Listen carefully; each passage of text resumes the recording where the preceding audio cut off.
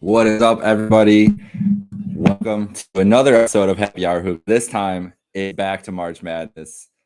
That we got caught up with the NBA yesterday, but today we had to bring the guys back on and get into what was, as always, a chaotic opening weekend of the NCAA tournament. Lot going on. We're gonna get into it all. Ty B, Troy, TV dinner, some guy named Steve. All of us. How are we doing tonight, fellas? Ty, we'll start with you. Go around.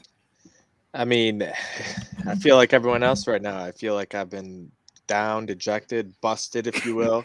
I feel like I caught a couple right hooks to the kisser. But we're back and we're getting after it. They're giving me some free money in college baseball tonight to build the bankroll back up, so I can't complain. Hey, there it is. Hey, how about you, Stevie? I'm doing well. Yesterday, I took a nice day off, got some Chipotle, watched some Seinfeld, and didn't have to worry about basketball for one day because it was a crazy 4 days. I went for 2 of the days. We were watching games from noon to 1 in the morning for 4 straight days. And Ty's right. It was an unpredictable start to the tournament. And I think that's why we love it, right? As much as we watch basketball all year, as much as we look into these games, research them, it doesn't matter when it comes to March Madness. Anything can happen. And that's why these games have just been so exciting. And there's nothing like the tournament, man. No, not at all. Yeah, I'm feeling good too. Well rested. I mean, I was dead tired on Sunday. I'm not gonna lie. Oh my God. Being out in Buffalo, so I don't even know what time the game ended, to be honest. And then having an hour and a half drive home, it kind of sucked because on Sunday night I was staying awake, and then basically as soon as the Arizona TCU game started, I was out. I was staying awake for it. You tried to get there, yeah. I got through it. I got through it. I got through it. I fell asleep for a little bit. And waking up, I fell asleep for another minute. Woke up, but got through it. But I'm ready. I'm excited for Thursday. Can't wait. Oh yeah, I can't wait for Thursday again. See, I took a different approach. I was kind of off duty on Sunday. I had it was 70 degrees here in Chicago, so I went out and enjoyed the nice weather. But I did catch Arizona TCU at the end of the night, and I was very happy that was the game that I was able to catch. Yeah, what a game that was. But I didn't get the break yesterday because we had Lakers in Cleveland and NBA. So I'm tonight not really taking basketball off again, but I'm ready for Thursday again because these games are going to be fun. But let's stay with last weekend. You guys were all there last week in Buffalo. It looked amazing. The atmosphere sounded great through the television. Buffalo is always such a fun place for those tournament games. So Troy, start with you. We'll go back the opposite way. How was just the experience of being at the games, being in the March Madness atmosphere again, like full stadiums? Just it looked normal, felt normal. How did it feel to be there though? Yeah, it was great. I mean, to be back in an arena with 1,000 fans, it felt pretty good. I was actually surprised about the turnout for Mexico State. They had a loud crowd. I was going into the first the first day. I was just Mexico State. I have no idea who would be at New Mexico State around here, but they showed out. They showed out. Vermont was also loud. They had a little bit closer of a drive, but there's a lot of Vermont fans there too. But Providence, UConn, a little more local, but definitely had a good crowd for all the teams. But it was a good time. Yeah, I mean, Troy kind of summed it up perfectly. It was fun. It was just awesome to see fans back. And I think, to your point, we're pulling for the underdogs. And I kind of love that. And we kind of saw that from not just Buffalo. I was at Pittsburgh, too, saw a little bit of that, too, when Delaware was giving Villanova a fight in the first half before that game got out of hand. But you kind of saw from the games we were watching, too, these crowds wanted to see the upsets. They wanted to pull for the underdogs. And I thought that was awesome because that got the kids into it. And that just made the game even that more emotional, that more chaotic. And that's, I think, the beauty of having fans back is it's such a big difference for maybe if an underdog's up early and, they have a little bit of a lead and they're trying to keep the momentum, or if the game's going back and forth with controversial calls or big, turnovers or big baskets, dunks, it doesn't matter.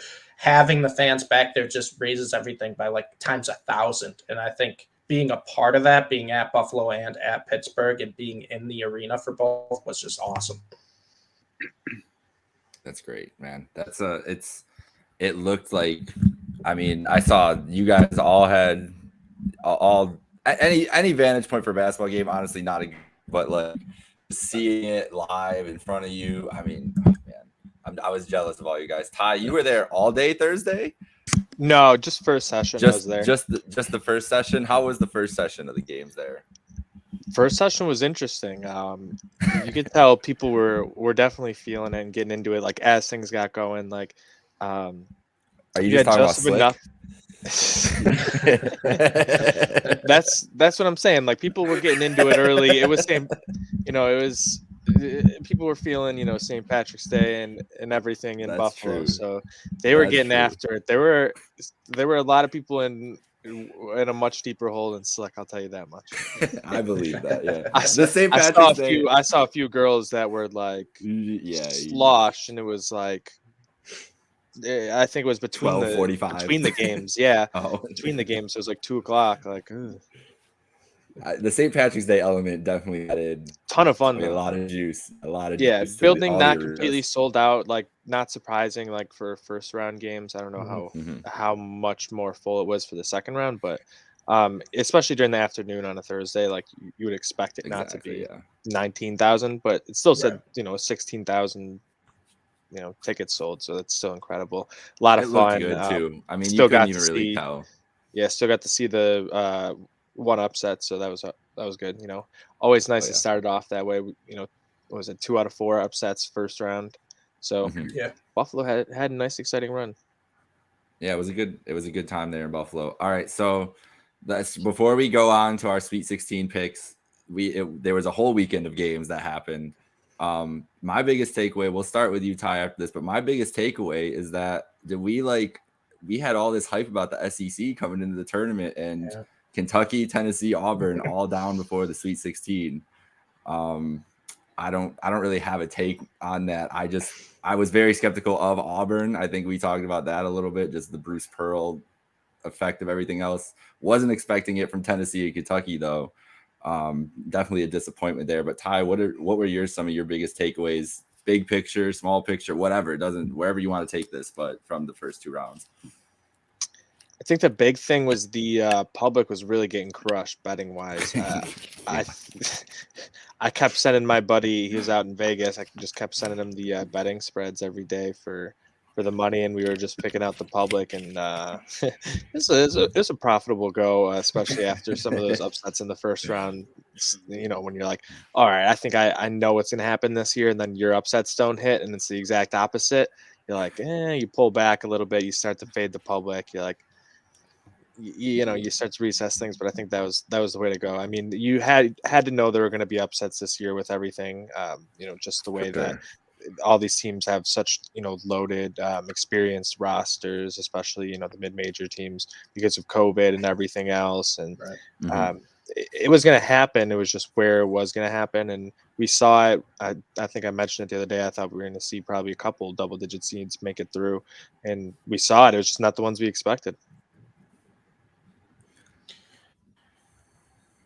Yeah, I mean, I think that's one of my bigger takeaways too, was some of the games that just no one saw coming. And I think that's the beauty of March Madness. No one saw St. Peter's beating Kentucky. If you did, you're lying, or you picked your bracket in a weird way, because Kentucky was one of the most, well-rounded, balanced teams we've seen in a long time. They had everything what you need for a tournament team. Great offense, great interior defense, they crash the glass better than almost anyone. And they have guards that don't turn the ball over. And St. Peter's, they just had the confidence, and they had that it factor that you need. They had the dogs on their team that were like, hey, we can beat this Kentucky team. We belong on the court with this Kentucky team. They were out hustling them, and they were not afraid to take open shots. It wasn't – sometimes you'll see when a mid-major school plays a bigger school, they're a little skittish at first, right? They're a little hesitant. It's a lot of passing out of open looks late into the shot clock shooting. That wasn't the case with St. Peter's. They were going to take their first good look they saw, and on the other end of the court, they were just playing great defense. They weren't letting Kentucky drive on them like Kentucky's been driving on everyone all year long. And that was really impressive to me, because that was a game where, I mean, we had Kentucky winning our championship in the happy hour hoops bracket. So clearly we didn't see it coming. And I think that's kind of the beauty of March Madness. Yeah. You just see these upsets that no one predicts, no one calls. And it just makes the sport so exciting, so much fun. And I got to give a shout out to St. Peter's. What they did was unbelievable. And then they just kind of controlled the game against Murray State. I didn't see too much of it because I was at Buffalo while that game was going on. Mm-hmm. But I honestly think St. Peter's over Kentucky was the biggest upset we've ever seen in the NCAA tournament. It's one of, for sure. And I know UMBC beat Virginia, but Virginia, like I said, was missing DeAndre Hunter. They were the number one overall seed, but they were missing their best pro prospect. And then the other 15s that made the Sweet 16 before, you have Florida Gulf Coast that was a flashy team. They were a lot of fun, but it was a pretty good game against Georgetown. Kentucky was a better team than Georgetown that year. And then last year, Oral Roberts over Ohio State. Oral Roberts was just a really good shooting team. They had the leading scorer in the nation, Max Abmas. They had Kevin Obenar, who, by the way, has played phenomenal for Texas Tech this tournament. He's carried his magic over in another year. But those games, you kind of saw the flaws out of Georgetown. You saw the flaws with Virginia, the flaws with Ohio State. There weren't many flaws with Kentucky this year, and St. Peter's just said, hey, we're going to beat you. And not only did they beat them, but that game went to overtime. Extra 5 minutes, you usually see the better team prevail. St. Peter's just didn't allow it to happen, and that was just super impressive to me because it was a game I completely whiffed on. But, hey, that's why we love this tournament, because it's just so unpredictable. So does Lehigh over Duke not get it because CJ McCollum was a NBA All-Star? I know, right? He scored the best player on the court. 36 that game. Yeah, he went. And it's funny too because you don't think about it then, but now looking back, you're like, oh yeah, they had that kid. Now it makes sense. Now it adds up. Maybe we'll look back and see one of these kids from St. Peter's. But I think it's going to be Doug. I would love it to be Doug. But going back to your point, Ty, earlier before the show, you said St. Peter's one of the lowest funded teams in the whole country. Mm-hmm. This is basketball program. I think I saw was only getting like $6,000. It's crazy. And then you're going up against Kentucky, who is just a national powerhouse year after year after year after year with one of the most prestigious coaches in college basketball. It was just David versus Goliath, and it was just so much fun to watch. Yeah, I mean, it's just hard to win in March. It really is, and I think the Kentucky game proves that. I mean, I agree with Steve that it is the biggest upset of all time, the NCAA tournament. There's just not much really to say about that. I mean, it was an amazing game. I was in Buffalo for it too. They had it up on the jumbotron towards the end of the game, so I got to watch a little bit of it. But that's why I love YouTube. You can just go back and watch the whole thing. But I mean, it was crazy. I saw a thing that I think Steve, you just said 6,000. How much? I think that's what it was. Yeah, like Kentucky assistants get paid more than that. Like it's crazy, like beyond, like way more than that. Oh, way more. Yeah, it's crazy. It's crazy. But yeah, Virginia did lose. They didn't have one of their top players.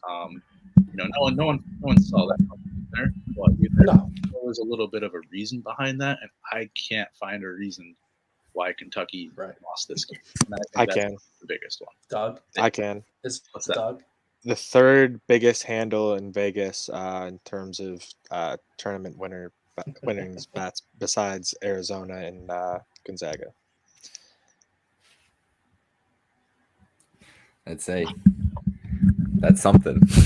It ain't nothing. Vegas needs to knock them off. Yeah. Somebody needed to go down. We're a liability. Is it Drake's fault? How much money did he put on Kentucky? Oh, I don't want to know. That's right. That's Drake the thing, curses guys. back. Drake That's curses the thing, back. guys. Drake could have put. How much money do you think Drake really put on Kentucky? It had to be to make it on the money line. Drake's not a smart bettor. He's not betting the. He's not. He has enough money that he's just betting the money line. How much money did he put down? It had to be. I want to know what the largest bet was at the win, and we got to figure this out. It's over $1 million by far. Yeah. So I'm thinking like at least 10 million, like 5 million, something like that. This dude put 500,000 on roulette. Like, he doesn't care. Yeah, that's so crazy. He was playing it while sitting at the Raptors game by himself. Yeah, Dude, that's one of the greatest Instagram stories ever. Is that exact story? Playing like for stupid money too. Like crazy. Nobody's allowed in the Raptors arena except Drake, and he's playing 500K roulette on the side. Like that's great. It's fantastic. All right, guys. Do you want to try to pick a Sweet 16 and see if we can do a little better? Can I give one more takeaway? Oh, hey, as many as you want. I want to give a shout out to both Jaden Ivey and Ben Mathram, who just raised their draft stock. They are not only, we knew they were talented players coming into the tournament. We got that. We knew the numbers they were putting up. We watched the highlights. But I think we saw at the end of the Arizona TCU game and the end of the Texas Purdue game, those teams won solely because they relied on their best player. They both took the game over. They had that it factor. And that's important to me at the next level. You want to have a guy who's ready to step up, take those kind of shots, make those kind of plays. Jaden Ivey made some clutch threes. He's an acrobat when he drives into the lane. And then you have Ben Mathram, who hit the three that forced overtime in the Arizona TCU game. He had the incredible box out. He had probably the best dunk of the tournament. I know that was earlier in the best game, dunk of the year, like I've seen in so long. That dunk was unbelievable. But where his arm is when he's like deciding that he's gonna dunk on this dude is the most. That's the part where I pause it. I'm like, this is where he decides he's gonna dunk, and it doesn't make sense, and then he still does it. And Arizona is such a great passing team. You kind of saw that when they passed. Originally, I thought the big man was going to go up, and then he just kind of like hands it, and you have the momentum of Ben Mathram running. I was like, oh boy, here we go. And that was just one of the most ferocious dunks I've seen. But that's the whole thing. I like when I look at these prospects going into the NBA, for the next year, or if they can play at the next level with guys as talented as or more talented than them around them. You have to see, do they have that it factor? Can they clutch up when the game matters most? And Ivy and Ben Mathram just showed me that there's really no doubts that these guys are big time players. They carried their team to wins. Texas was in a good spot to beat Purdue.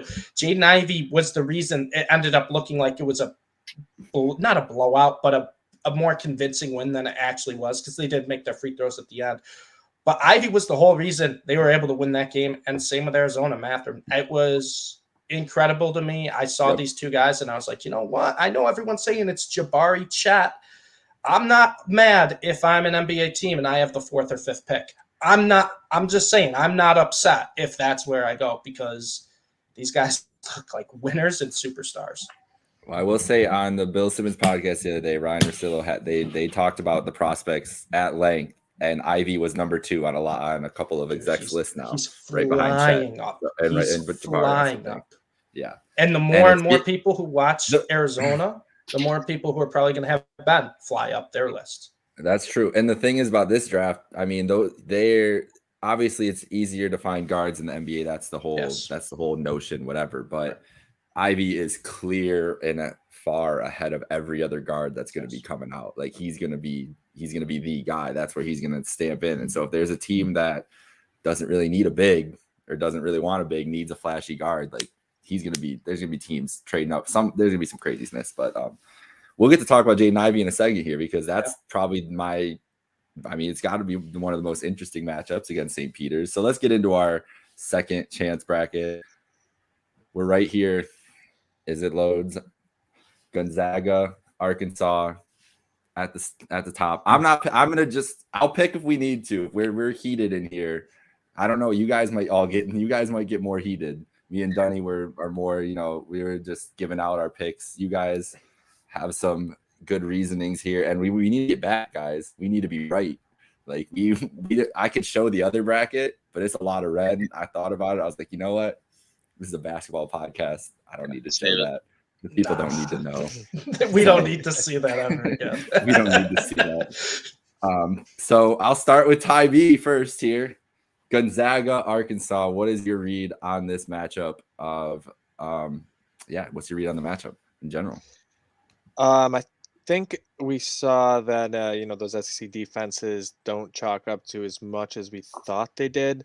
coming into the tournament now. Maybe it's just from beating up on each other for, months on top of each other that's really done it in. And, they're not peaking to where they were before. A lot of these teams were peaking going in to the beginning of conference play. And that takes a lot out of you to make it through that SEC season. You see it a lot in college baseball. I think sometimes that happens in college basketball too. You're just playing all those games, especially with a lot of the teams having those early COVID breaks, having to put in all fit in all those games there, playing almost every other day at some point or a couple weeks there, Stevie. So I think that really hurt a lot of these teams.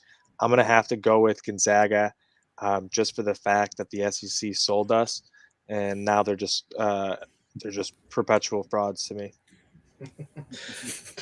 I was gonna go Gonzaga before the tournament. I'm still gonna go Gonzaga, and it doesn't really mean Arkansas is a fraud team. I know they played terrible against New Mexico State offensively. That, like I said, that was one of the more entertaining bad basketball games I've been at in my life. But Gonzaga, I mean, Ty's got the stats. Drew Timme, he really kind of showed me in that Memphis game that, hey, there was a lot of doubt of him last year. Can he play against these big physical bigs? And Timme took that game over. And Chet as well. Chet's a skinny guy. He's about 50 pounds lighter than the Memphis bigs he was up. But his interior defense, his wingspan is ridiculous. Those guys really kind of proved a little something to me in that Memphis game. And I think Gonzaga's bigs are just too much of a mismatch for Arkansas. So give me Drew Timme. I'll keep riding the wave.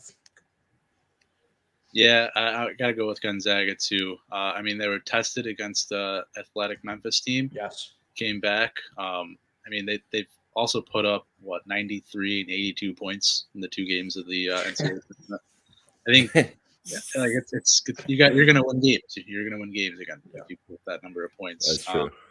I think Arkansas is going to put up a little bit of a fight, but I mean, they laid a dud against New Mexico State, and they got lucky to just go to the next round. So I want it to be a good game, but I could definitely see this game kind of turn into a blowout, especially if Arkansas plays like they did last game in Buffalo.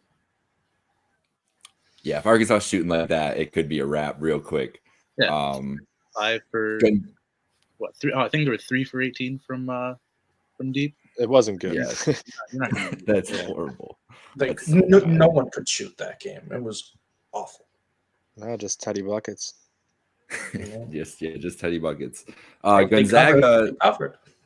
in the first round, also one of the worst beats I've ever had at 22 and a half, winning by 21 on the free throws at the end by I can't remember who they played, but I just remember them fouling him at the end and being like, well, that was great. This is why you shouldn't gamble. All those thoughts. Yeah, all that. Terrible. It's funny, too. They went on like a 24-0 run. Well, that's the thing. It technically was a bad beat, but they weren't covering for 95% of that game. Nope. They had to have that run Ty was talking about to even get in a position to cover. So it's hard to call that a bad beat because basically that's why it's bad. They got my hopes back up.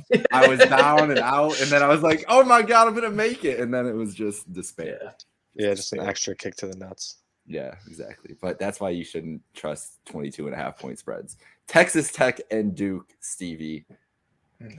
I mean, where are you going with this? I'm surprised Duke's here. I really didn't think we'd see him in the Sweet 16. I thought Michigan State. I thought the Izzos would pull it off. This Duke team showed some fight, but our boy Paolo I'm still worried about him in a big time game like this. And Texas Tech's defense doing everything they can to take it, because I don't think he has a lot of answers. You know what I mean? Like, he goes to his bag. That's my biggest critique of him that it's going to be going into the draft is I think when he gets to his moves, awesome. Someone takes away his first couple moves, nothing. And Duke doesn't really trust him to initiate either. You can see that. So what's your read on this game? Because I don't really like this Texas Tech team, but I think it's a bad matchup for Duke.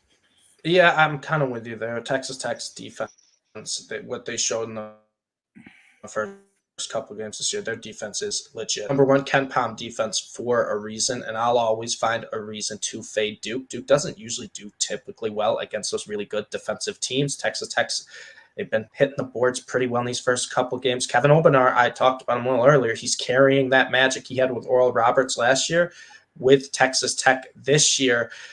I'm going to go with Texas Tech. I think they're just going to cause Duke a lot of problems. I also am always going to pick against Duke, especially at this point, because the last thing I want to see is Coach K going out as an NCAA champion. I just can't. I don't want to ever have to picture that.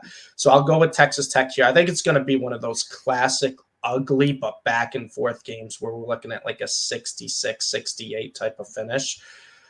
I'll go with Texas Tech. I think this is just going to be a war, though.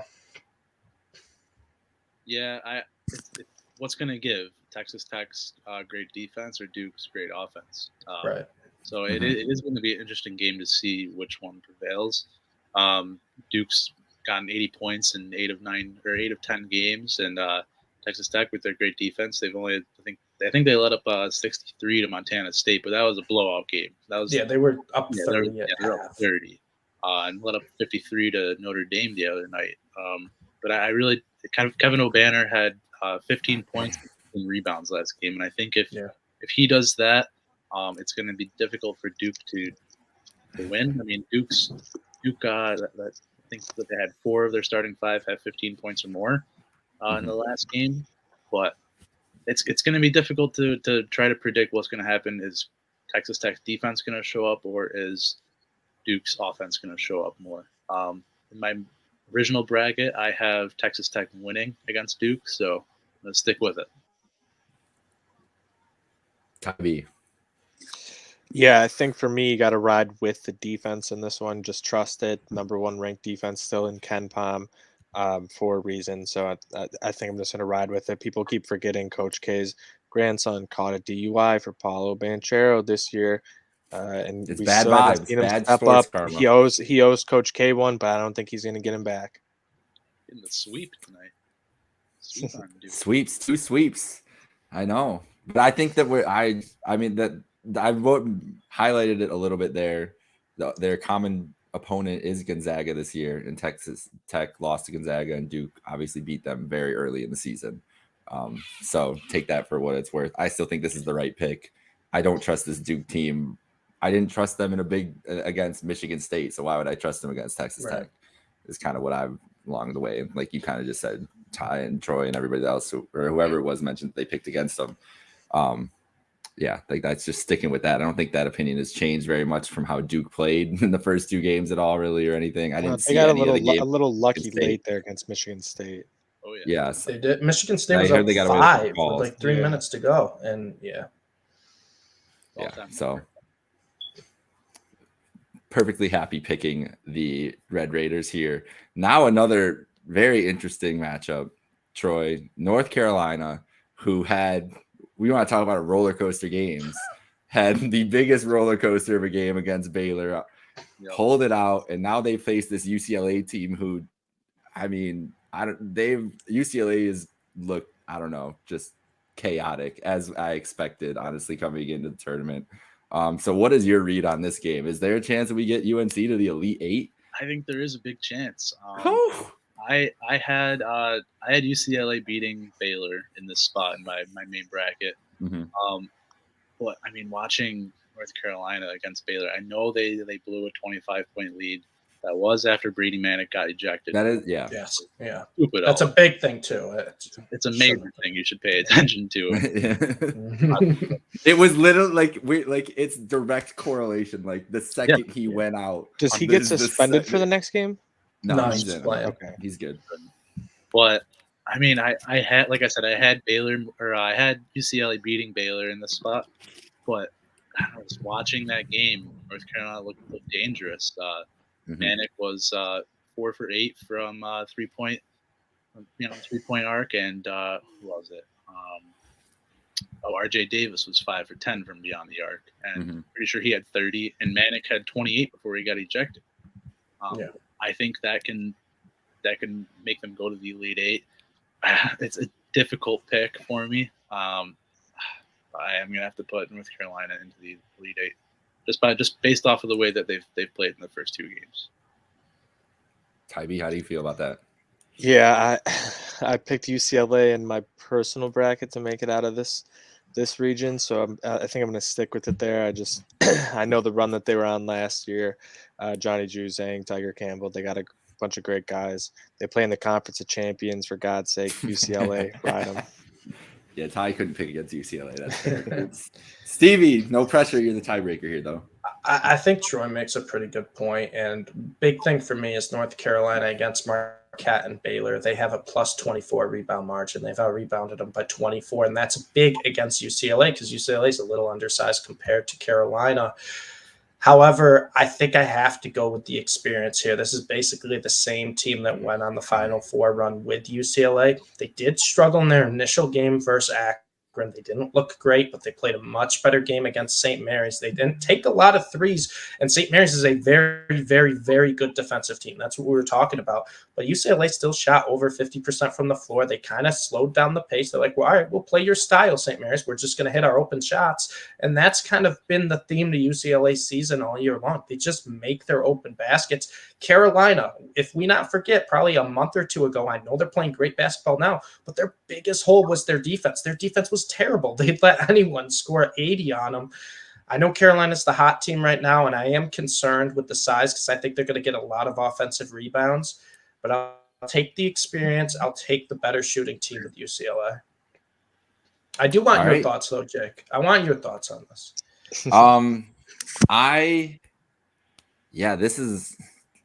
This is a tough one for me because I really have enjoyed how UNC has played just to finish the year. I think that they were a team that kind of just clicked later on, and we haven't really seen what Hubert could do in a situation like this, right? Like I wanted to see what Hubert would do coaching wise and everything, and he's looked pretty good. I mean, they were destroying Baylor, like destroying Baylor, like manhandling. Like I had told I was playing Xbox with my friends at the same time as watching that game, and my friends were all had Baylor in their final, and they're just losing their, like they were done. Like they had ripped up the brackets. I could hear the paper in the background. And so North Carolina's play, it's very tempting to go forward with them, but I'm still on the UCLA's battle tested, like they just keep escaping deal. I think they have a little more talent than the Carolina team. So I would probably lean UCLA, but I'm betting on Carolina, and I would not be surprised either way. And also, if we're talking about Duke losing and fulfilling our destiny there and getting them out of here, what would be better than Carolina winning and going to the Elite Eight and Duke losing in the Sweet 16 in Coach K's last year? I mean, that would be perfect. But I do think UCLA will handle it. But it's going to be an amazing game. Friday night nightcap, CBS prime spot for it. It's going to be great. What were you going to say, Troy? No, I was just saying that would be amazing if Duke got knocked out in North Carolina. Oh, yeah, that's the dream, bro. That is like Duke loses and UNC goes out. UNC goes to the Final Four or something, and we just get to hear instead of hearing about Coach K, we're hearing about Hubert Davis and UNC's got next and all this stuff. It would be music to people's ears. This is tied the most interesting game to me. Personally, and I think just in general, Purdue, one of the best teams in the nation all year long, a preseason top 10 team. They were number one at one point. Obviously, Jaden Ivey, we talked about earlier, going to be a top 5 pick against St. Peter's Peacocks, who have taken the nation by storm. This is a spot where I am 100% fading the Purdue Boilermakers, just on principle that it's a 15 seed for one thing. But this is a spot where where I would look at Purdue in a tournament against anybody and be worried with a Matt Painter team.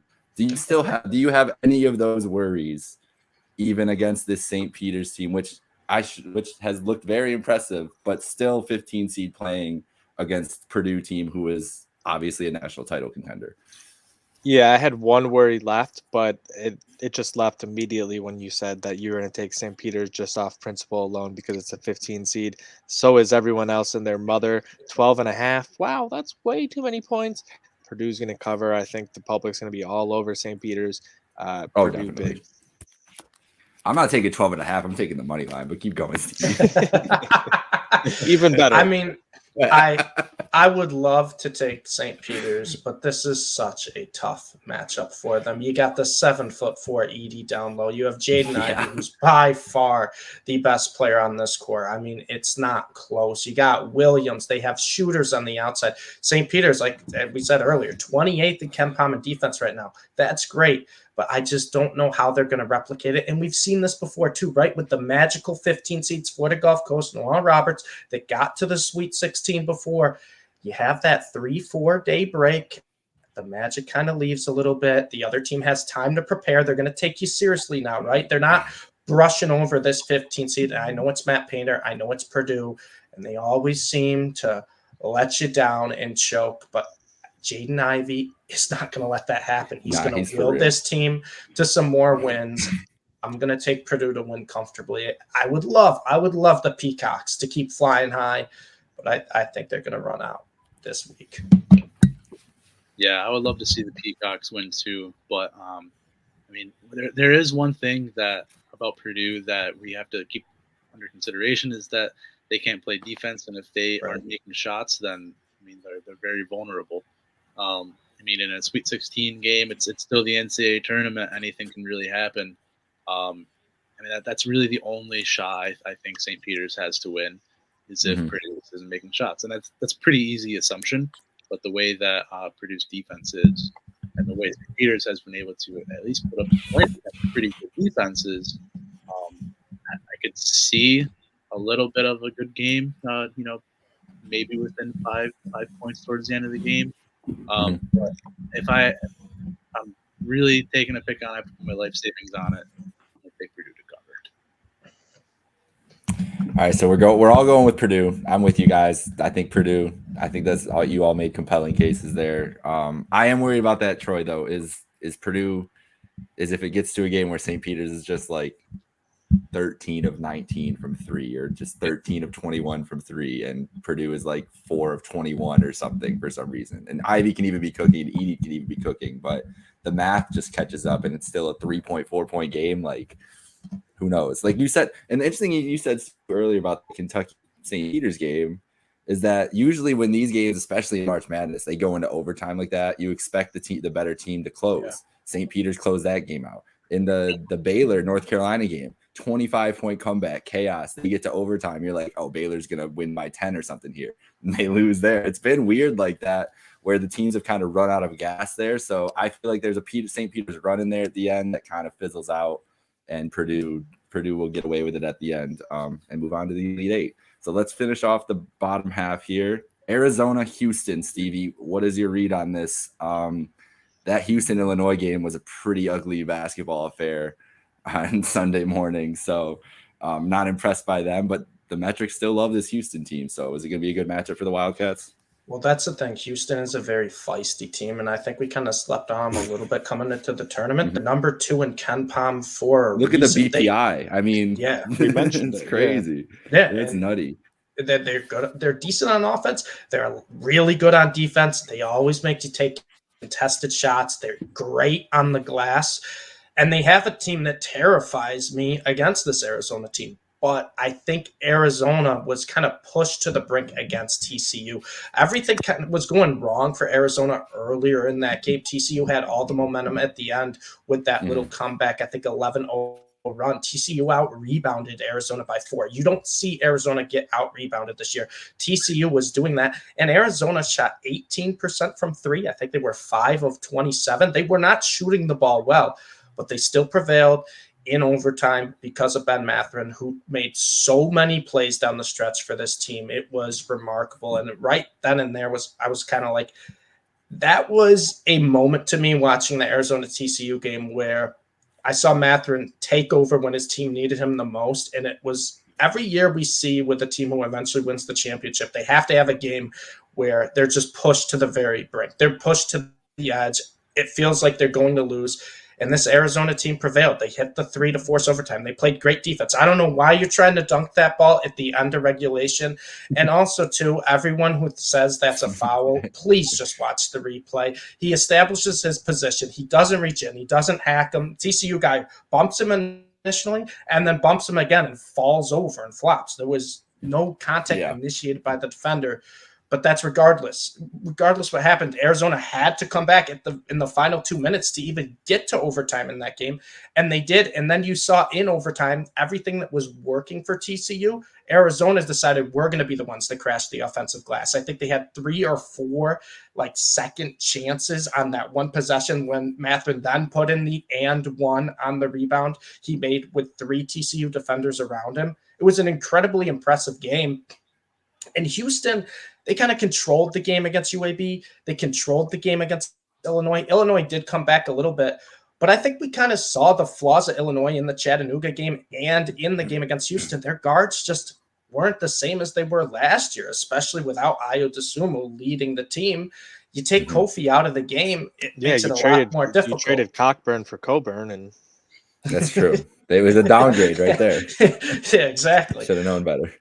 So I think Houston was able to control the game. I don't know if they can against Arizona. And we also are going to see, too, Houston plays a nice, slow, methodical pace. That is the exact opposite of what Arizona wants to do. They want to run. They want to get everyone involved. I think they're going to make Houston uncomfortable, but I think this is going to be a really close game because of just Houston's, I guess, drive, their willingness, their effort on the glass. I'm going to take zone. Great coaching. Great coaching. Oh, yeah. Calvin Sampson, fantastic coach. He's doing awesome. I don't know about the shirt off celebration, but he's doing a great I job. was kind of fucking with it. Okay, all right. Well, if you're with it, I'm with it. Up. Whatever. We'll let it go. How you feel about this, Troy? Yeah, well, I mean, going back to the TCU Arizona game, we were robbed of a potential buzzer beater. I mean, yeah, it's a 50-50. I can't decide if it was a foul or if it wasn't a foul. But at the very least, the whistle had to be blown because it would have been a backcourt violation. So that Arizona would have got the ball with, 2.5 seconds left, and maybe they could have went to overtime or they could have had a buzzer beater. So we were robbed of that. But, I mean, you said, Steve, that they were 5 for 27 from 3, and they had that very important 3 to basically put it into overtime. But, I mean, I think they can still survive winning against Houston if they shoot like that, just because, I mean, Christian Koloko was still 12 for 13 from he's incredible, 28 points. I mean, and they still had 30 from Matherin too, but I think Houston, they are a little bit of a slower team, like you said, but Arizona's just going to speed them up too much. And I mean, I see potential for this being a good game, but I think Arizona's going to cover and win pretty easily. I don't think they're going to have a scare like that until the Final Four.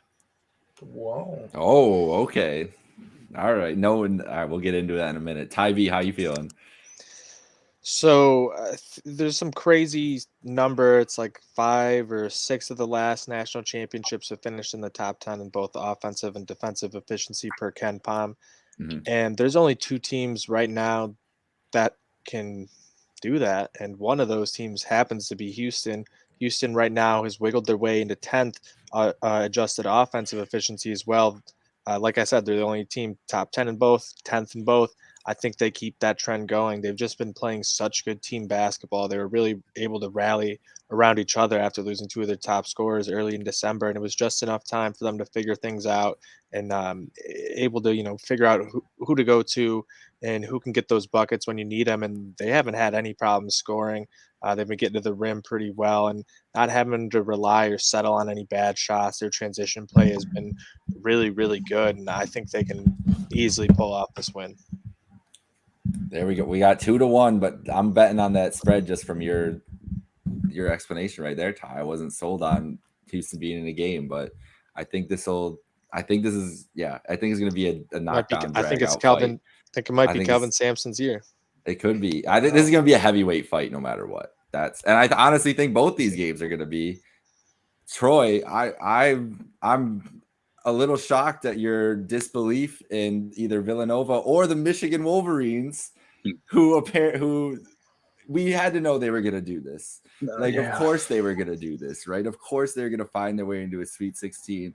And I could talk myself into them beating this Villanova team. Talk me out of it. Talk me into it. What are you thinking? Well, I have Villanova in my Final Four in my original bracket, but I didn't anticipate them playing this Michigan team. And I mean, Hunter Dickinson had 27 points, 11 rebounds. I mean, he was just a dominant force. I mean, Villanova has the players to. They don't have the size to match with him, but I think they have the players that can definitely guard him, keep him a little more contained. Um, this was really difficult for me because, like I said, I have Villanova going in, but there has to be one magical team that has to make the Elite Eight. And I don't want to say it because, like I said, I have Villanova going in my Final Four, and I need them to make it to have any chance of winning my bracket pool. But I'm gonna put one underdog in, and it's gonna be Michigan. They're gonna somehow pull off upset. I don't have a rhyme or reason really to it. I just said that there has to be one of these teams in the Elite Eight. If you look at last year, there was like 3 double-digit seeds in the Elite Eight. It was madness last year. There's got to be at least one this year. Well, there actually will be. There has to be one. There will be no matter what. Yeah, but no matter what. I know what you mean. Yeah, but yes, there has to be this one. They're by default. That game is by default. We'll get to that in a minute. Ty, how do you feel? I'm still just so not sold on this Michigan team. Like, they've shown that they can beat good teams at any point throughout the season. Like, we saw them beat, the best of the best in the Big Ten, but we've also seen them lose to some of the worst teams around. And like, I don't really know what to say about the consistency, but Juwan Howard's coached them up, got them to where they need to be, because outside of Hunter Dickinson, they're a pretty young team. So it is sort of expected to have some, road bumps, but they were projected as a top 5 team in the country by most people coming into this season. They haven't been able to live up to that. And Jay Wright's got this team coached up, I think, just a little bit more experience in that Michigan team. So for that reason, I'm gonna ride with Gillespie and the Wildcats here. Stevie? Yeah, I'm going to ride with Nova as well. I think the experienced guards is a big one. They've played exceptional so far in this tournament, and I know Dickinson's probably going to be the biggest issue for Villanova because they don't have a true, center or forward like that. They just play kind of stretch forwards. No, that might almost benefit Villanova too. They never really do, and Jay Wright has proven to be one of the best coaches in March over the past 5-10 years. I'll go with the experience. Gillespie, too. I think you tweeted it, Troy. He's best guard in the country. I don't know if I'd go that far, but when you need a bucket, he's about as consistent as anyone in college basketball right now. And he's just so smart with the ball. All of Villanova is. Villanova, one thing that Villanova teams have done the past 10 or so years that a lot of teams just can't replicate, they don't beat themselves. Villanova does not beat themselves. You have to outplay Villanova if you want to beat them. Villanova's not going to give away possessions. They're not going to make stupid mistakes. And one big thing, they're the number 1 free throw shooting team in the country. They're not going to miss those late game free throws when it matters most. I'll take Villanova. All right, so we got another Wildcats versus Wildcats, but I'm interested in Michigan too for just betting purposes, and just that game is going to be, I think it's going to be a great game. I think Juwan just gets those guys to come out and play hard in any of these games, but they're just, the inconsistency is why I couldn't pick them to even beat. I had Tennessee in my final. One thing, I had a lot of belief in Tennessee, but I couldn't even consider Michigan over Tennessee. I wasn't considering it, and they came out and balled out. Like that's all there was to it. That was a good game, but they just balled out in that game. Kansas, Providence, Ty B. You got to see Providence? I don't remember the timing of these games. Yeah. Up close. Yeah. All of you got to see Providence then. Yeah. Kansas looked great opening weekend. So what's your read on this one? So Providence for me, still just doing all the things they need to do to get things done. Not necessarily the flashiest out of all the teams. Just been doing what they need to do at the right moments. And they were able to, catch the kind of the benefit of the doubt of South Dakota State not shooting very well the other day. Yeah. They've gotten a bit lucky at times this season. They're still first in luck in KenPom. So at some point, it's going to come back to bite them. Is it going to be against Kansas? There's a good chance of that. Kansas played a very, very tough schedule this season, and they still have one of the highest rated offenses in the country.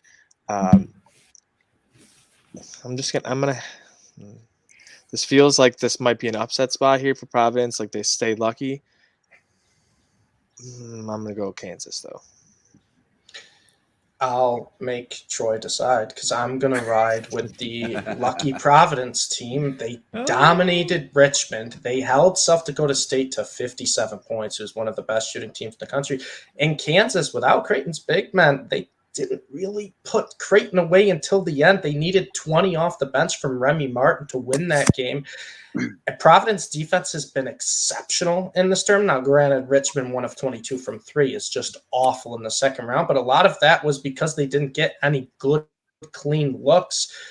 I'm going to ride with this Providence team. They've been a lot of fun so far, and I think this is a good spot where Providence can maybe sneak in and beat a Kansas team. You look at Providence right now, you have it up. They beat Texas Tech. They beat Wisconsin. They've gotten wins.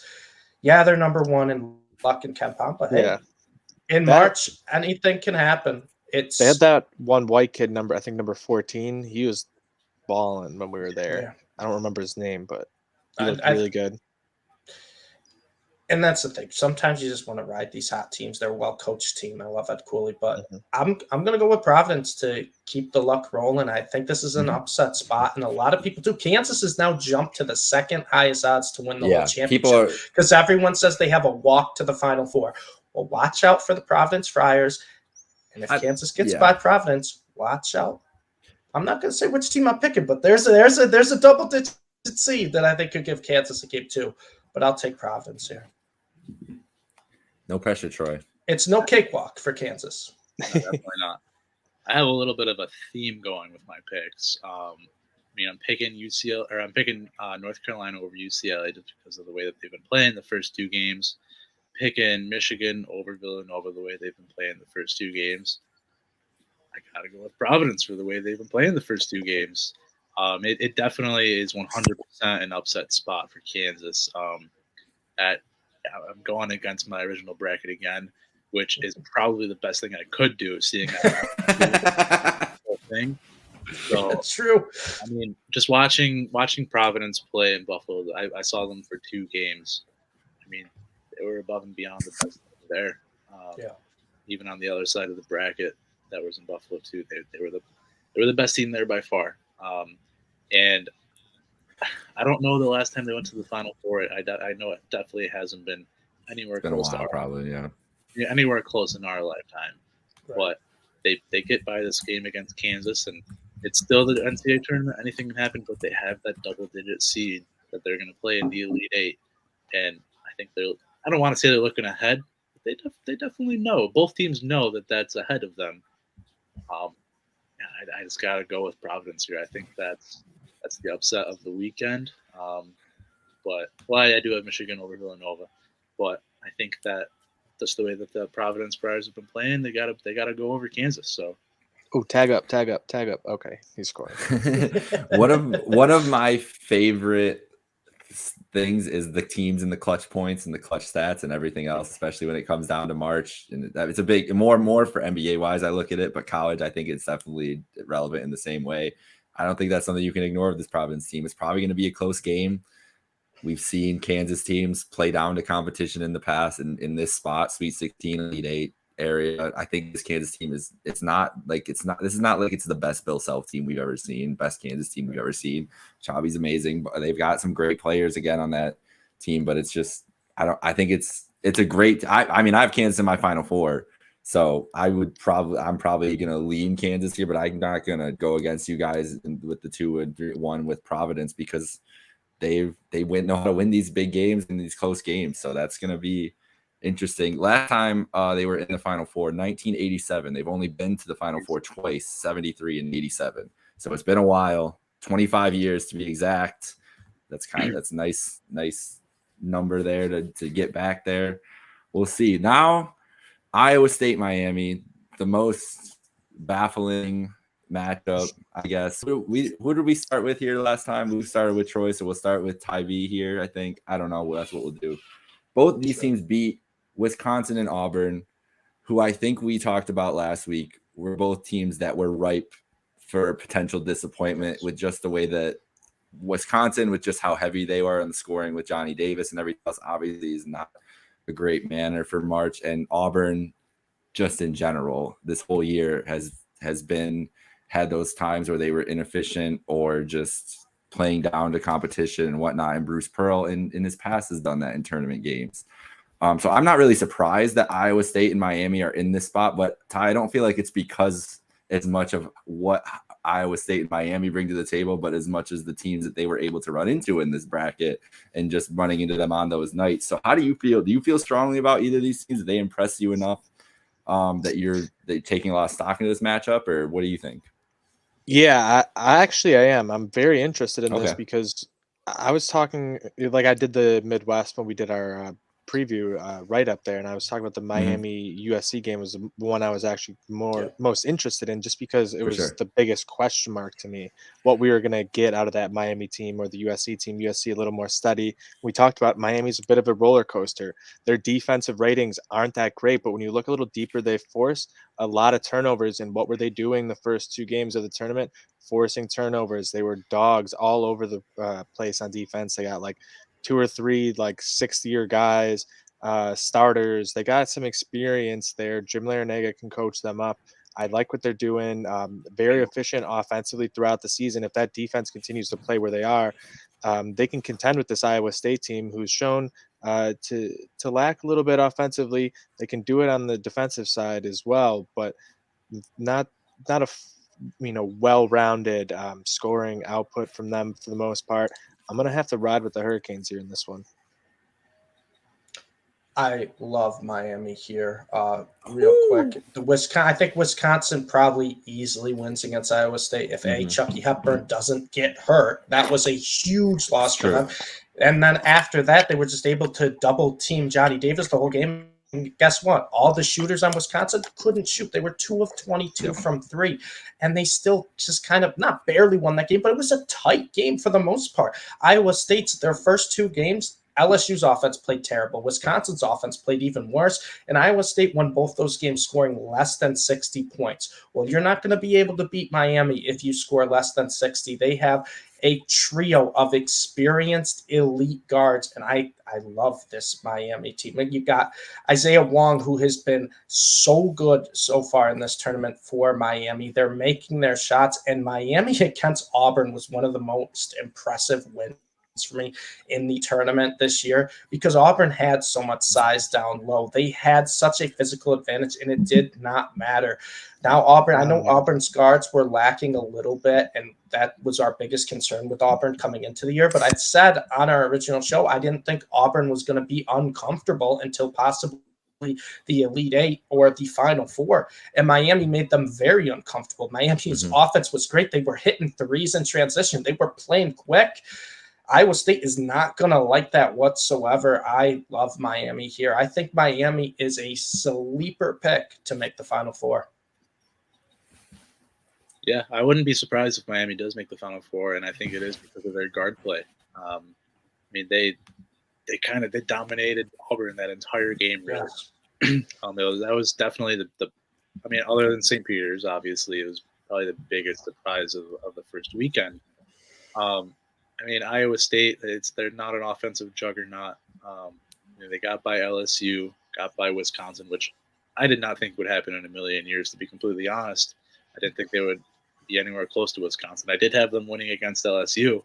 That was 2 bad teams playing against each other. One had to win. I mean, they definitely proved they can win the close game against Wisconsin. But I think Miami's guards are going to be too much. Miami's starting 5 had 75 of the 79 points against Auburn. And they didn't even shoot well from 3. They were 3 of 15 from 3 in that game, and they still dominated Auburn. Yeah, I just think that's just going to be too much for Iowa State. And Providence, Miami is going to be a hell of Elite 8 game. If we get it, I would. That would be a war. That would be a war. That would be a great game. All right, let's go to the top here, Stevie. We'll go back to starting with the Elite 8. Gonzaga, Texas Tech. How do you? I mean, this is the Zags for me. I've had them penciled into the Final 4 since the bracket came out. I don't know if anything changes here. Do you think there's anything that changes here? Well, we kind of talked about these teams already. It is kind of the clash of what you want to do, right? Gonzaga wants to speed you up to the number one offense in the country. Texas Tech wants to slow you down. They're the number one defense in the country. And a lot of times in these games, you see the defense prevail against the offense, but I'm going to go with the Zags. I think they are just a better team, and Drew Timme and Chet showed me a lot in these first couple of games, especially Timme. Texas Tech is a physical, big, strong team down low. You're going to have to show that you can do more than one post move like he did last year, and Timme showed that against Memphis. I'll go with Gonzaga here, but I would love this matchup because it really is best offense, best defense. What's going to happen? We'll see. Yeah, I got to go with Gonzaga too. I mean, it's the same kind of game for Texas Tech as the Duke game, and we picked Duke in that game, we picked Texas Tech in that game. I'm sorry. But I just think Gonzaga is a little bit better of an offense than Duke. I agree. Stevie said it well. Drew Timme, Chet. That I feel like they're gonna be the focal point of this game. I want Texas Tech to give a good run towards Gonzaga. I love Mark Adams. I think I love that they kept him as the head coach. He was assistant there for how many years? But it would be nice to see them go into the Final Four. But I think Gonzaga is destined to go to the Final Four again. It was amazing. It is amazing. Ty, how you feeling? Yeah, I've been saying this. I think Gonzaga at least gets to the Final Four so that Vegas can rip everyone's hearts out once they don't end up winning. Because, like I said, they've got the biggest handle. Vegas eats, so watch out. Yep. I'm very wary of that once we get to the Final Four, always with those teams. But I think that, we're all aligned. We've had Gonzaga in the Final Four no matter what. We're going to ride through with that. This is the best game of the Elite Eight right here if it happens. UCLA, Purdue, I think. Troy, walk me through it because I really have no idea. And so I'll offer some thoughts at the end too, but I need to listen to you guys go through it first because I don't have an idea yet. Yeah, I think Purdue is going to win this game if UCLA Purdue is the matchup. Stevie said it earlier. UCLA is an undersized team, and I think Purdue just has too much size for them to do anything. I mean, it's the same thing going back to the St. Peter's game. If Purdue can't make shots, then it's going to leave the door open for the opposing team to make it a game and win. But with Purdue's size, I don't see that happening.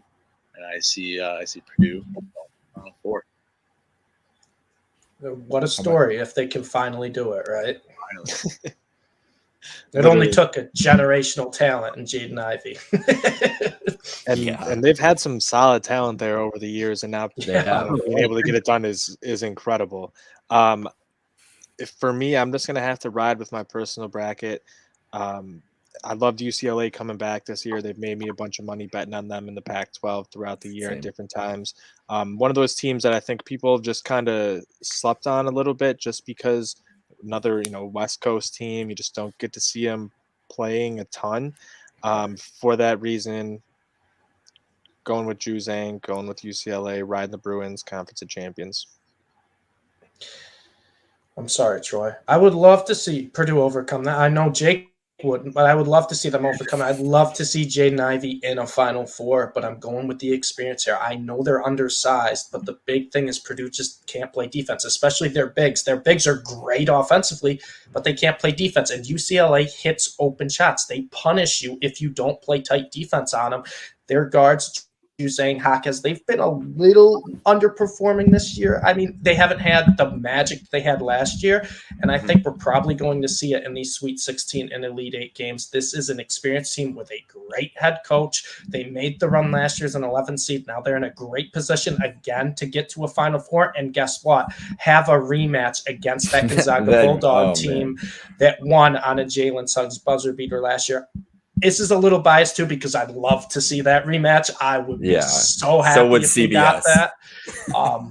But I'll take UCLA. Well, and that's maybe. Go ahead. The East bracket in Philadelphia. St. Peter's has the home edge here. They do.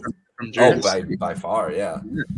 So I mean, I don't know how many St. Peter out there. I mean, you could You could fit the entire school population in there, and it wouldn't even be a dent. I was gonna say Yeah, you said 8,000 section. undergrad, right? I think it's Yeah. 3,000. I think Oh, it's 3,000. 3,500 or something. Ooh, yeah, that's a good Yeah, student it's section. it's small. Geographical Yeah. edge here. It's not They'll gonna- be more comfortable. That is interesting though, because it's funny how it works out that way, where you end up, you try to give all these higher seeds the advantages with the And locations, then they're gone, everything and else. it's like, huh? And it's like, oh wow, this kind of sucks. Like UCLA, the second highest seed, now they're traveling across the country for their game. Yeah, it's tough. I picked UCLA to get to the Elite Eight in my original bracket. I had a tough time even picking Kentucky over UCLA, honestly. But Stevie, you convinced me on Kentucky. I'm not blaming you. We all were convinced on Kentucky.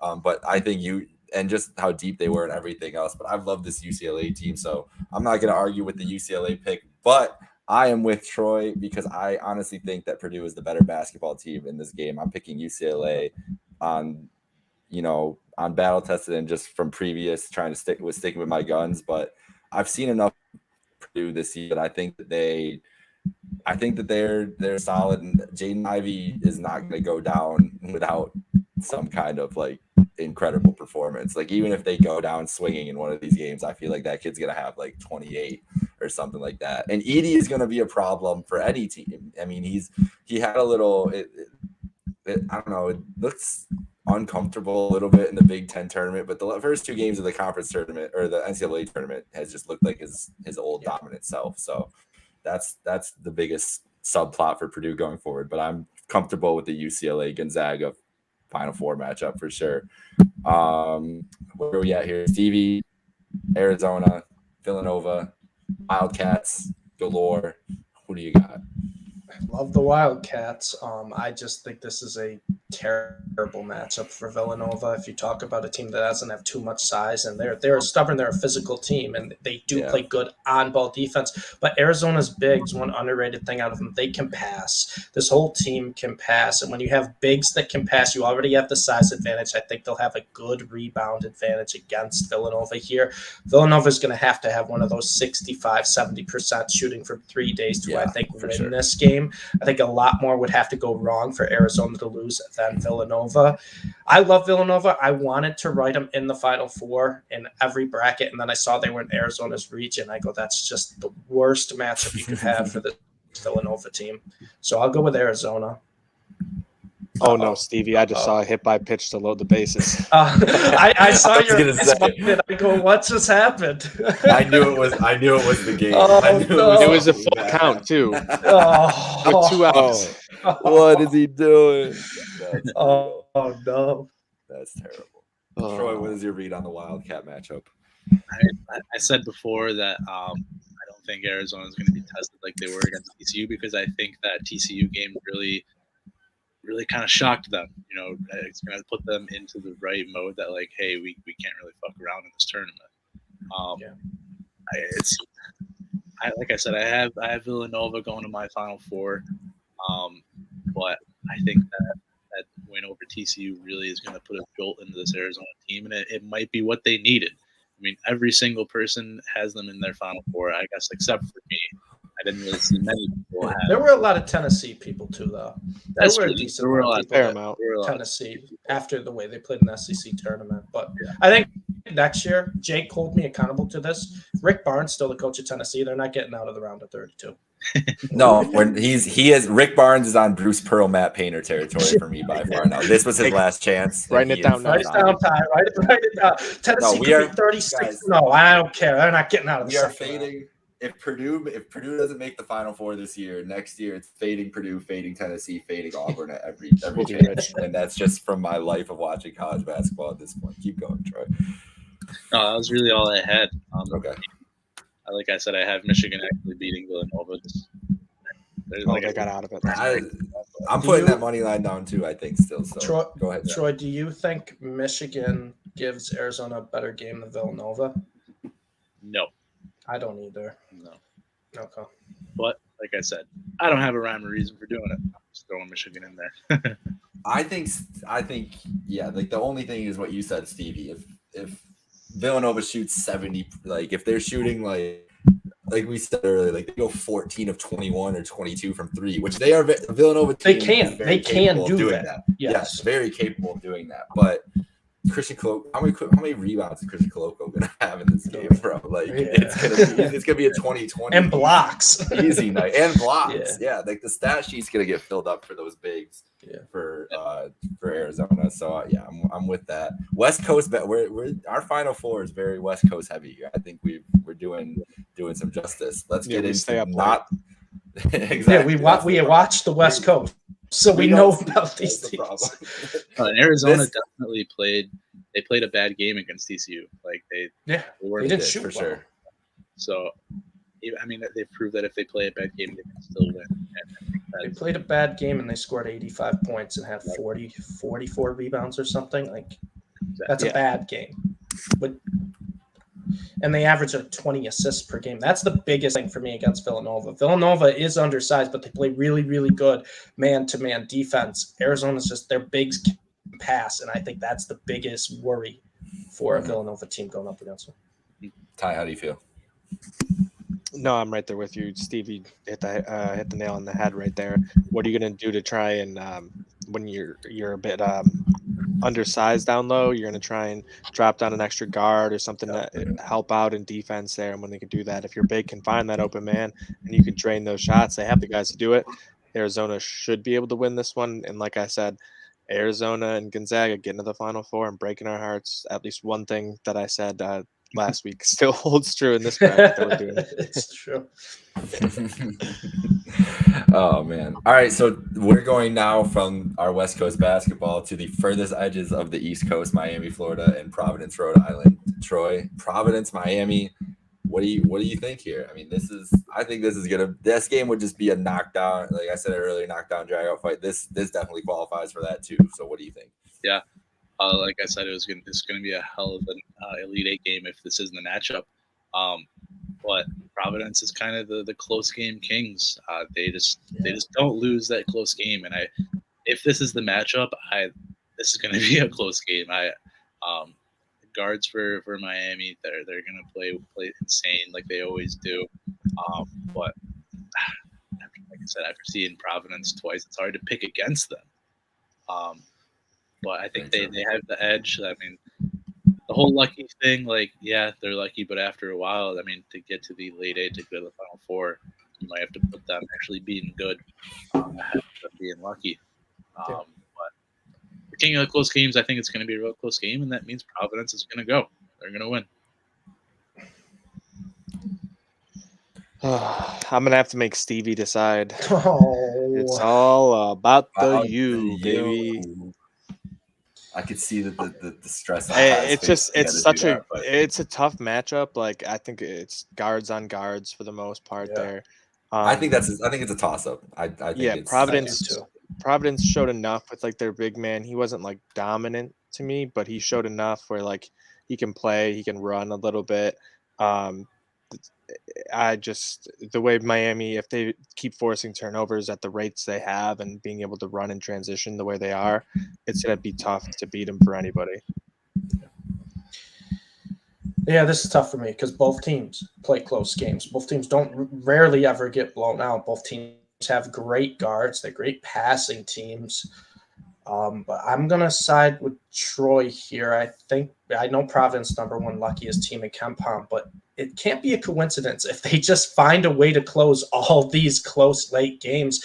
And they controlled the game against South Dakota State. They blew out Richmond. They really haven't had a close game in the tournament yet. I think they're going to get a couple close ones if they are able to beat Kansas and then eventually match up against Miami. But I'm going to go with Providence. I think they can get to the Final Four. Everyone's saying this region opened up for Kansas. Oh, they're going to walk through. I don't think so. I think this Providence team came to play, and this is their probably best shot to get to a Final Four for the first time in basically forever. Yeah. Shout out to seeing that Jim Boeheim's not going to go to the Final Four. Let's put Jim Boeheim's twin, Jim Boeheim. So it's amazing how close those two guys look. I know. Yeah, it is. It's crazy. And Larinaga just signed an extension too, and he's 72. Yeah, I mean, he's brought in Miami to 3 Sweet 16s. don't know the history of Miami basketball, but I don't think they were anything before he got there. So No, yeah. No. Yeah, His run with George that's for Mason sure. was incredible. Yep. He's been so like overlooked too as a coach. He doesn't get the credit that all these other, older coaches get. He's been a fantastic coach. He hasn't gotten the same type of incredible star power that these other coaches have. You got to give Larinaga credit. I would love to see if we do get this Providence Miami matchup. This would be a game where I probably just bet the total because I have to bet something if I'm watching it, and But just don't want to bet against it. and yeah. just I don't want to bet against either team because I'll be stoked for either of these teams to get to the Final Four.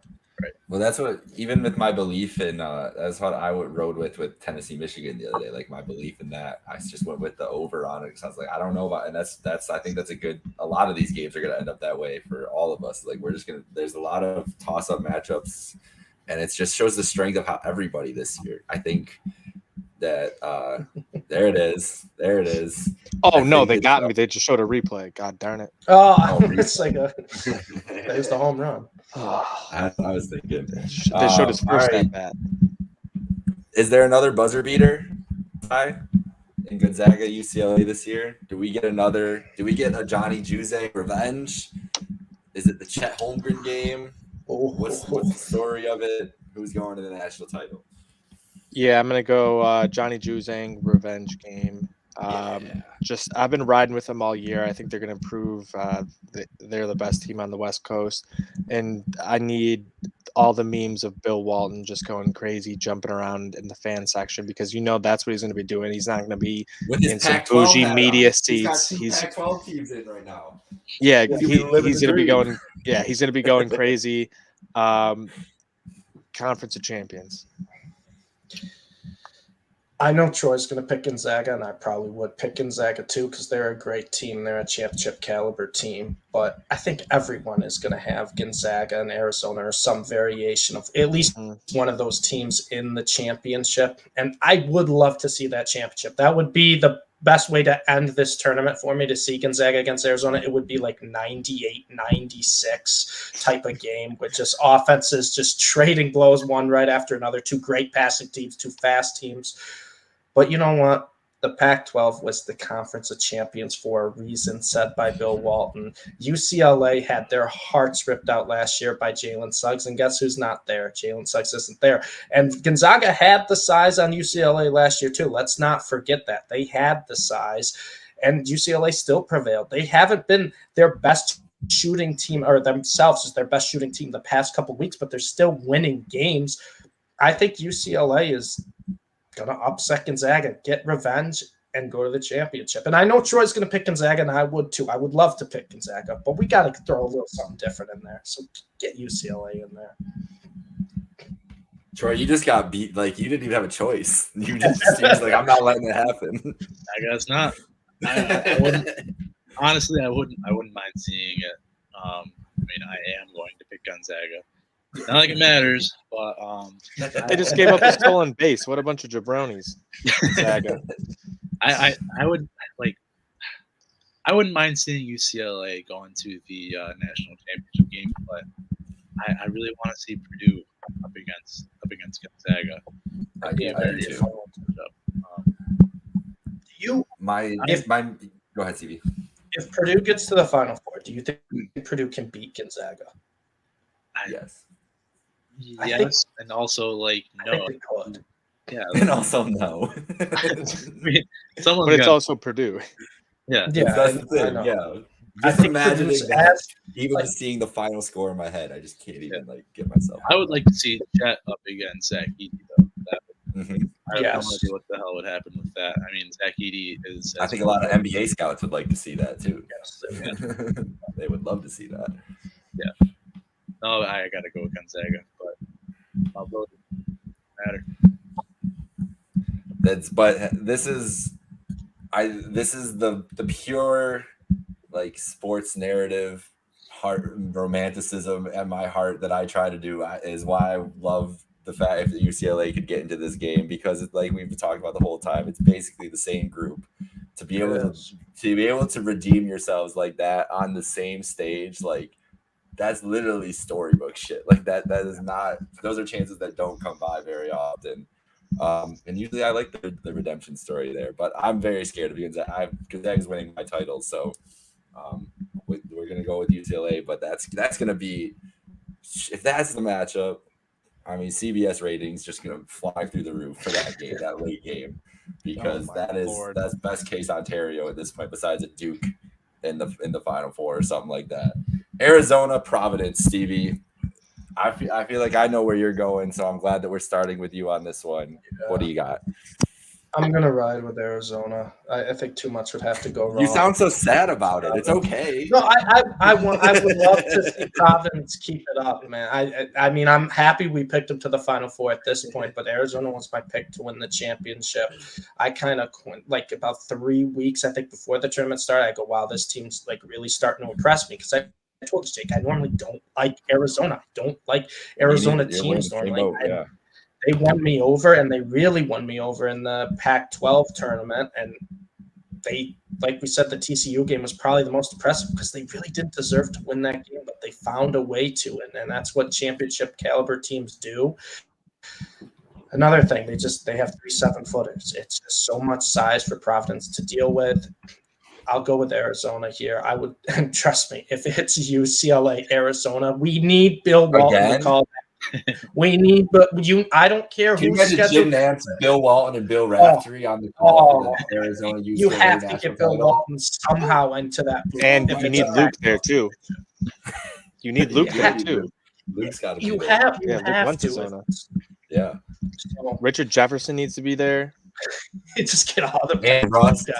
Did you see when they played each other earlier this season when Luke was there at the game, and then he had a video of Richard Jefferson sent over talking shit to Bill? Did he really? Yeah.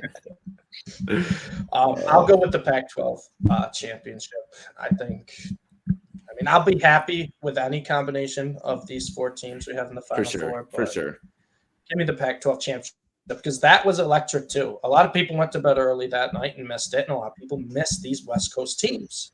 Got to stay up and watch them because they play some of the most exciting basketball. I made sure to stay up for every UCLA Arizona game this year because I knew it was going to be all worth it, worth it. So always is, man. Pac-12 is the top of the Pac-12 is just so much fun to watch. Their style, I love the style of basketball. Mm-hmm. What about you, Troy? How do you feel about this? So going back to the original Happy Hour Hoops bracket that we made, we had Kentucky going to the Final Four, and the Final Four matchup we had was, I believe, Auburn and Arizona. Yes. I picked Arizona solely on the fact that we can't have 2 teams in the national championship game from the same conference. But I just can't. Come on, Troy, make time over Arizona. Make time. I want to see it. I really do.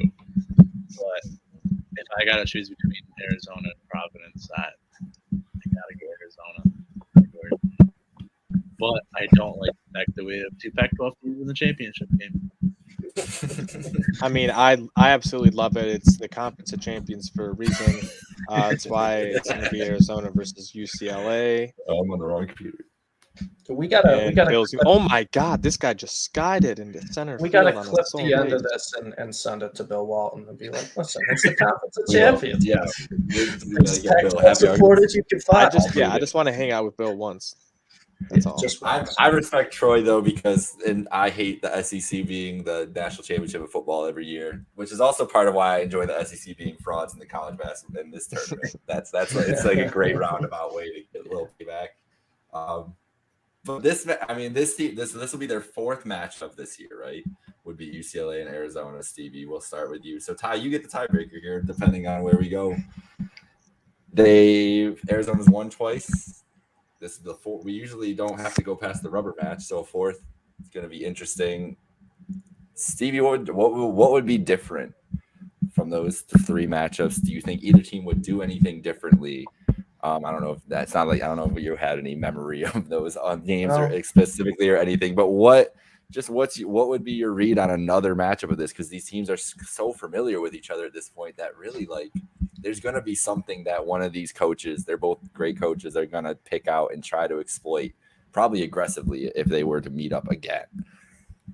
Yeah, I think the big thing here, if you watch the Pac-12 championship game, is Arizona went on a little bit of a run in the second half after UCLA was up, and they started running. They played a lot of transition basketball. They were driving at UCLA because they knew they were undersized, and UCLA just came back and just would hit their open shots, and it was quick open shots. They weren't letting Arizona get to them. But the very end of that game, Arizona's length, they probably blocked 5 or 6 shots in the final 2-3 minutes. And I really think that's probably going to be the difference, the defensive side. I think Arizona's defense is just a little bit better than UCLA's. They have a lot more length. They're going to probably have the advantage on the glass, which means more possessions or more shot attempts. And I know Ty's saying there, a lot of futures out in Gonzaga and Arizona, and one of them has to rip your heart out. But I'm looking here. If Arizona gets by Houston, I think they have a nice path to the championship game. I just think they match up well against those teams. And the only teams I think that would really match up well against Arizona in the championship would be probably Gonzaga. You can throw Purdue in there as well.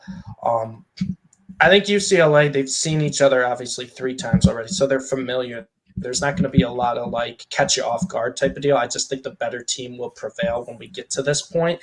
And Arizona, I think they had their type of push to the brink against TCU. Will their team to win by Ben Matherin? This is a championship caliber team that hasn't shot too great so far. If this team gets hot shooting, just watch out, man, because there is a lot of things that have to go wrong for Arizona to lose. With UCLA, it's just if they just go cold for even a 3-4 minute stretch, they're down double digits. Yeah, and if this game ends up being the national championship game, like I said, I don't like having the the one conference in there, but whatever. It would be an amazing game. It would be the 4th time these teams play. So anything that Arizona adjusts to, UCLA might already know what they're going to adjust to. Vice versa, it's going to be a chess match essentially. If this is the game, I looking back on this bracket, I had UCLA losing to North Carolina. I had UCLA losing to Gonzaga. Got to go with Arizona, I guess. Ty, are you going against this? Are you which conference of champions are you going with? I mean, you're going to be a champion no matter what. Or they're conference of champions champion will be I don't know, UCLA. I think I would bet on UCLA, but we're 2-1 here at Arizona. I'm also betting Arizona. I did the final score last time. My belief when it comes to these games, when you're getting to a team the 4th time, you said the better team prevails.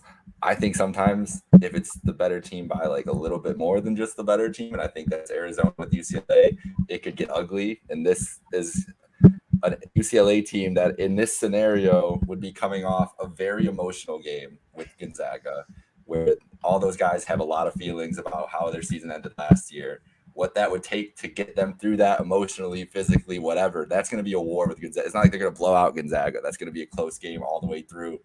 I think that effect will carry over into a game against an Arizona team who's seen them and it's just going to be ready to go. So I'm picking a 77-52 final in a blowout.